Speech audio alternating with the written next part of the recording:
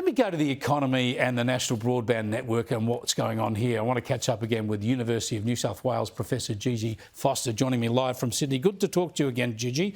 I want to come to the crisis in our economy in a moment, but first up, the NBN, this grand statement that the government's not going to flog it off. It was always their plan to flog it off. Isn't the reality that thing has cost so much and it's not going to turn the profit that they promised, so they're stuck with it? Taxpayers are stuck with it. Yeah, thanks, Chris, for having me on. The NBN is one of those, I guess it's been called a white elephant project, one of those sort of question mark projects from an economic perspective. I always think, what could we have done with all that money and gotten more bang for the buck, gotten more welfare out of the investment that we made? And I think of a lot of things. We could have maybe put fresh water into all of our remote regional communities. You know, satisfying that sort of basic need to me is much more important than satisfying the need to have a little bit stronger or faster internet connection.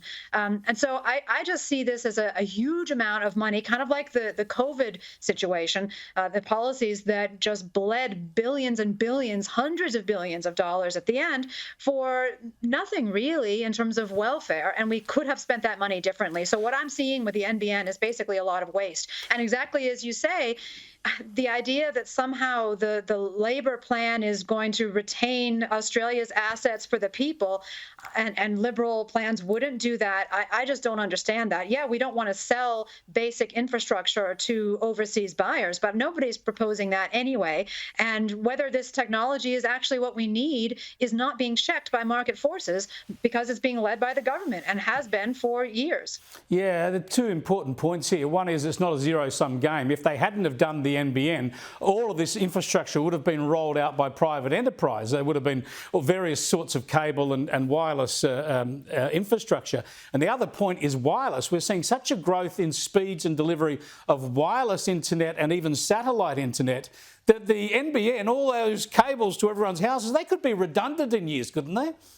Exactly. I mean, it reminds me a little bit of the sort of obsolescence of the central plans of the Soviet Union. As soon as they were written down, there was technology to overwrite them and make them sort of not as useful, right? Not as efficient as what the private market would discover. So that's one of the reasons why we generally prefer in economics for decisions about technology and investment to be made at the coalface rather than by a government entity, because the coalface is where the dynamism is, and we want to use that dynamism and follow it in developing our economy. And let them carry the risk, not taxpayers. Now, I've got to get you on what's happening in our economy. A record number of company insolvencies in the last 6 months, 6,600 companies.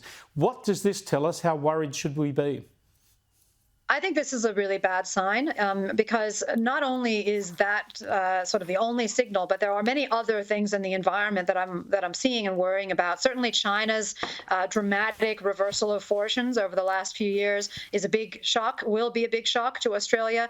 We have this productivity slump that, of course, is affecting small and medium-sized businesses as well. And generally, the small and medium-sized business sector is kind of an engine of innovation and diversity of choice for consumers.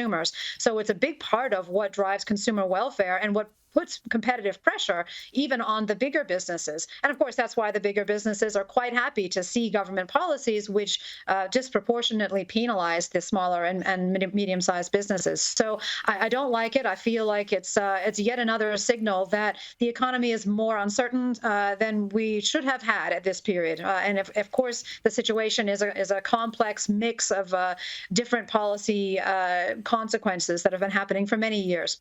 Yeah, small and medium businesses, the engine of the economy, but they seem to have the smallest voice. Thanks so much for joining us, Gigi. I appreciate it. Gigi Foster there from the University of New South Wales. Always such good common sense and cut through on economic issues.